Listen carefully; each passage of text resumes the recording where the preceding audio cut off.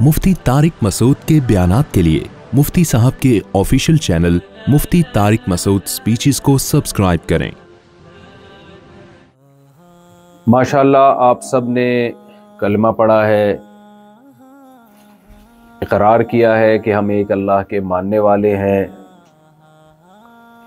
हम मानते हैं इस कायनात को किसी ने बनाया, वो एक है, उसका कोई शरीक नहीं है। ला इलाहा इल्लल्लाह का यही मतलब है।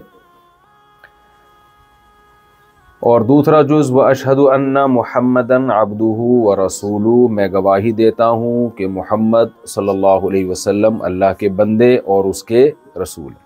बंदगी का पहले एतराफ़ कराया ताकि शिरक न फैले, लोग मोहम्मद सल्लल्लाहु अलैहि वसल्लम ही की कहीं इबादत शुरू न कर दें, बल्कि आपको गॉड न समझे बल्कि मैसेंजर ऑफ गॉड समझे, अल्लाह का पैगंबर समझें। इसलिए कलमे के दूसरे जुज़ में ये एतराफ़ करवाया अन्ना मुहम्मदन अब्दुहु व रसूलुहु, कि आप अल्लाह के बंदे हैं और उसके बाद अल्लाह के पैगंबर हैं।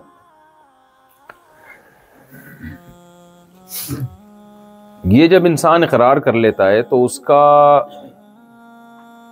उसके जो तर्ज़ ज़िंदगी है उसमें, और वो लोग जो कलमे को नहीं मानते उनकी तर्ज़ ज़िंदगी में बहुत फ़र्क आ जाता है। 180 डिग्री पे आ जाते हैं दोनों, क्योंकि दोनों की मंजिल ही चेंज हो जाती है। मैं तो चूंकि कराची का हूं तो मिसालें कराची ही की अक्सर देता हूं। आप कराची में बस में बैठे,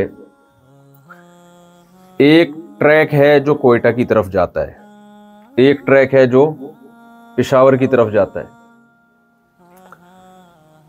आपने इरादा किया मैंने पेशावर जाना है, तो आप उस ट्रैक में बैठोगे जो हैदराबाद से होते हुए पेशावर के रास्ते पे जाएगी, और आपने उसी वक्त अपनी मंजिल कोयटा को बना लिया, तो आपका ट्रैक पेशावर वाले ट्रैक से बिल्कुल अपोजिट हो जाएगा कि नहीं हो जाएगा? बिल्कुल उलट, दूसरी सिमत को चलना शुरू हो जाओगे। क्या ख्याल है? गलत तो नहीं कह रहा? मुझे लग रहा है गलत बातें कर रहा हूं मैं बैठ के।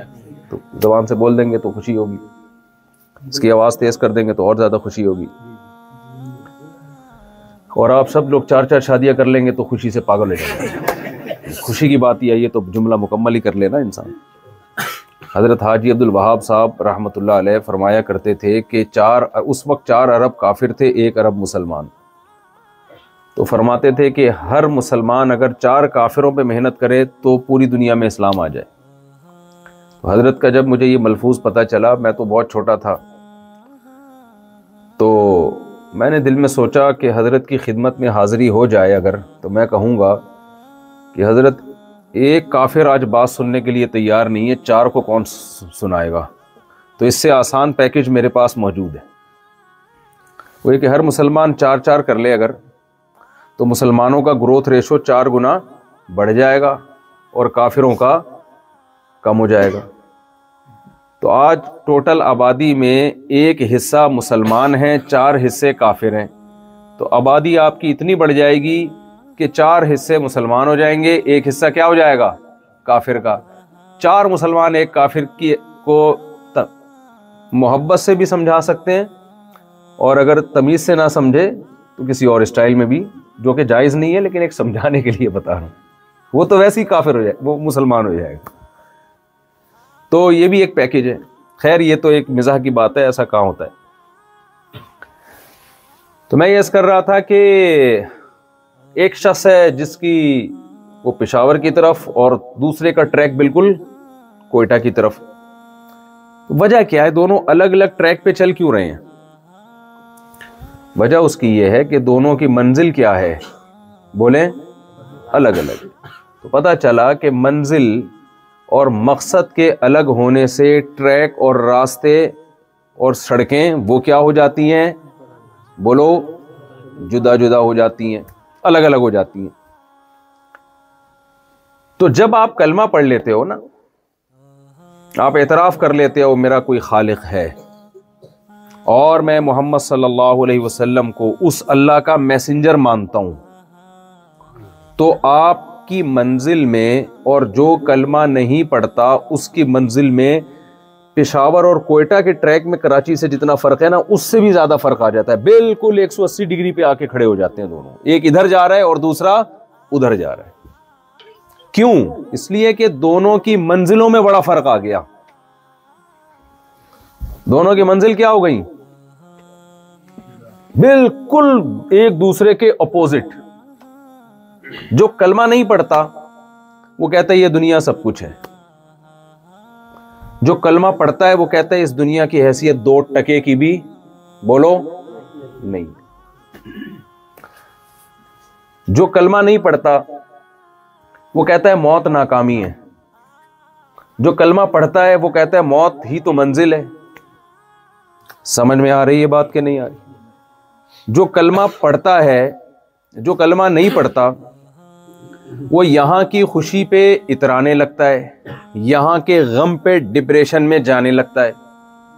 जो कलमा पढ़ता है वो यहां की खुशी में इतराने के बजाय और ज्यादा अल्लाह के सामने झुक जाता है। उसके अंदर और ज्यादा तवाज़ो और इनकिसारी पैदा हो जाती है और यहां की टेंशनों में वो सब्र करके सवाब हासिल करने की कोशिश करता है। जो कलमा नहीं पढ़ता वो यहाँ की खुशियों को कामयाबी और यहाँ के गमों को नाकामी समझता है। जो कलमा पढ़ता है वो यहाँ की खुशियों को भी आजमाइश और यहाँ के गमों को भी आजमाइश, ना खुशी को कामयाबी और ना गम को नाकामी समझता है। वो अगर गम को नाकामी समझता तो उसकी नज़र में माज़ अल्लाह याकूब अलैहिस्सलाम नाकाम थे, क्योंकि उनकी सारी ज़िंदगी बताओ खुशियों में गुजरी या गमों में गुजरी। मुझसे आप तो बहुत ठंडे मीठे लोग हैं जापान के लोग, भाई बहुत ज़्यादा ठंडे मीठे लोग। भूल गए वो किस तरह से रहा करते थे पाकिस्तान और इंडिया में, कैसे बदमाशी से चला करते थे। लगता है यहाँ आके सब भूल गए, आवाज़ों में दम ख़त्म हो गया है, ऐसे ठंडे मीठे हो गए बिल्कुल। कोई चीखने पुकार नजर नहीं आ रही। मैं ही चीख रहा हूँ यहाँ आके जब से आया हूँ ना। आपके अदब में नहीं, वैसे अदब में नहीं, बाहर भी कहीं रोडों पे कोई पड्डा माशाल्लाह अच्छी बात है कि ऐसा ना शुरू कर दें आप लोग, लेकिन ऐसे तमीज़ सलीका और वजह से कोई बोलता हुआ। ट्रेन में हम 6 आदमी बैठे बातें कर रहे थे, हम ट्रेन में आ रहे थे, बाकी तो सारे चुप बैठे हुए थे। तो मैंने अपने साथियों को चुप कराया, मैंने कहा अजीब सा लग रहा है, ये सब चुप बैठे हुए, हम लोग बातचीत कर रहे हैं। तो खैर याकूब अलैहिस्सलातु वस्सलाम जो थे उनकी सारी जिंदगी खुशियों में गुजरी या गमों में गुजरी? बोलो भाई, गम में गुजरी। तो क्या कलमा गो, कलमा पढ़ने वाला उनको नाकाम कह सकता है? बोलो। नबी सल्लल्लाहु अलैहि वसल्लम ने फरमाया ऐसे पैगंबर भी इस दुनिया में आए कि जिनकी दावत पर कोई एक शख्स भी ईमान नहीं लाया, यानी उनका जो विजन था वो उस विजन में दुनियावी लिहाज से टोटली नाकाम हो गए और उनको कत्ल कर दिया गया। जो कलमा नहीं पढ़ता वो उनको 100% नाकाम कहेगा कि नहीं कहेगा? जो शख्स अपने विजन में कामयाब ना हो सके तो उसको ही तो नाकाम कहते हैं, और किसे नाकाम कहते हैं भाई? लेकिन क्या हम उन पैगंबर को नाकाम कह सकते हैं? कहते हैं भाई पैगंबर से ज्यादा कामयाब कोई भी नहीं होता। तो मैं आपको यह समझा रहा हूं कि जो कलमा पढ़ते हैं उनका की मंजिल कुछ और जो नहीं पढ़ते वो बिल्कुल उसके 180 के जाविये पर होते हैं। तो अगर हम नहीं है 180 के जाविये पर तो ये इस बात की अलामत है या तो हमने कलमा पढ़ा नहीं है या पढ़ा है मगर समझा। देखो कितना बेहतरीन मौका था फिल इन द ब्लैंक्स का, ब्लैंक को फिल करने का। मैंने खाली जगह छोड़ दी थी ना, आप एकदम ठक करके बोलते मैं समझ जाता कि आप हाजिर हैं।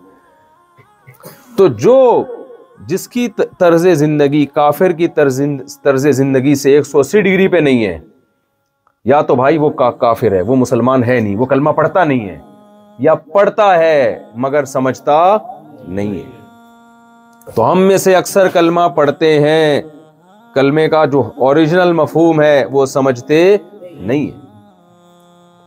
तबलीग में होता क्या है, कलमे का मफहूम दिमाग में इंस्टॉल कर दिया जाता है। जब हम तबलीग में निकलते हैं ना तो होता क्या है, कलमे का जो मफहूम है ना जो कलमा हमसे चाहता है वो मफहूम हमारे दिमाग में डाल दिया जाता है।